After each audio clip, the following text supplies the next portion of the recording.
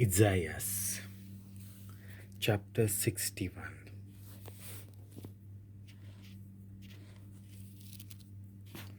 देवान आपल्या प्रवाद्याक दिल्लें कार्य.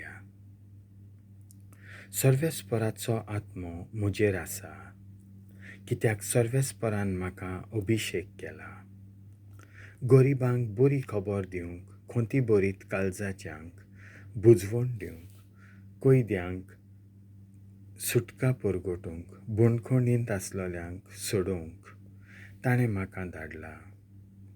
सर्वेस्पराचे कुरपेचें वरोस आनी आमच्या देवाचो सूत घेवनचो दीस परगट करूंक ताणें म्हाका पाठयला. रुदन कोत्तोल्यांक बुजवण दिवंक, सियोनांत रुदन कोत्तोल्यांक गोबराचे स्वातेर एक मुकुट, दुखाच्या वस्त्रां बदलेक आनंदाचें तेल, निराशीपणाचे स्वातेर उत्सवाची न्हेसण दिवंक ताणें म्हाका धाडला. आपणाक महिमा जोडचे खातीर सर्वेस्परान लायिल्ले दोळ्यालायेच्या नितिवंतपणाचे सिंदूर. अशें म्हणून लोक तांकां लेखतलो. आदीं घट्टान जाल्लीं शारां तीं नव्यान बांदतलीं, आदल्या काळार पाड जाल्लीं घरां तीं नव्यान उबारतलीं. देसवाट जाल्लीं नगरां शेंकड्यांनी ओसाद पडलोलीं तीं नव्यान बांदून काडटलीं. परकीं मनशां तुमचे हिंड चोरूंक येतलीं, तुमचीं शेतां नांगरूंक आनी तुमच्यो दाको लावूंक परदेशी वावराडी आसतले. पूण तुमकां जाल्यार सर्वेस्पराचे यादनीक, आमच्या देवाचे सेवक म्हूण तुमकां पाचारतलीं. राष्ट्रांची गिरेस्तकाय जातली तुमचें पोसण, तांचे दौलतीन तुमी उप्पोट धादोशी जातल्यात. तांकां हिnnponn bhògchem पडलें देखून आतां दुपett मापान तांकां मान melltolo. बेमान सôscho poddlo म्हणून आतां तीं आनोंदान उलासतलीं.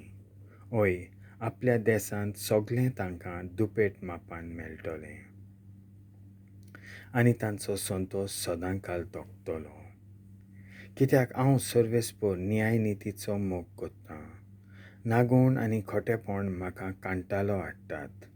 विस्वाशीपणान हांव तांकां फावो तें इनाम दितलों आनी तांचे लागीं सासणांक तोखता तसलो एक कोरार कोत्तलों.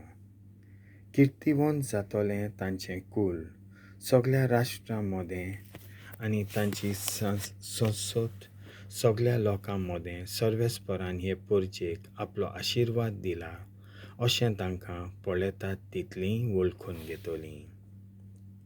दिनवासनी सर्वेस्परा सवें हांव आनंदान मुरगोडटां. म्हज्या देवा सवें म्हजो आत्मो संतोसता. फुलांच्या झेल्यान नेटयल्ल्या एका न्हवऱ्या परी, रत्नां अलंकारांनी श्रिंगारलोले एके व्हंकले भाशेन तारणाच्या वस्त्रांनी ताणें म्हाका न्हेसयली आनी दोळ्यालायेच्या नितिवंतपणाच्या शेल्यान म्हाका गुटलायली. जशें जमनींतल्यो कोमऱ्यो उत्पन्न जातात आनी बागेंत बियां किल्लून वयर सोदतात, तशेंच सर्वेस्पर देव सगळ्या राष्ट्रांचे नदरे मुखार दोळ्यालायेचें नितिवंतपण आनी वाखाणणी किल्लून वयर सरोशीं कोत्तलो.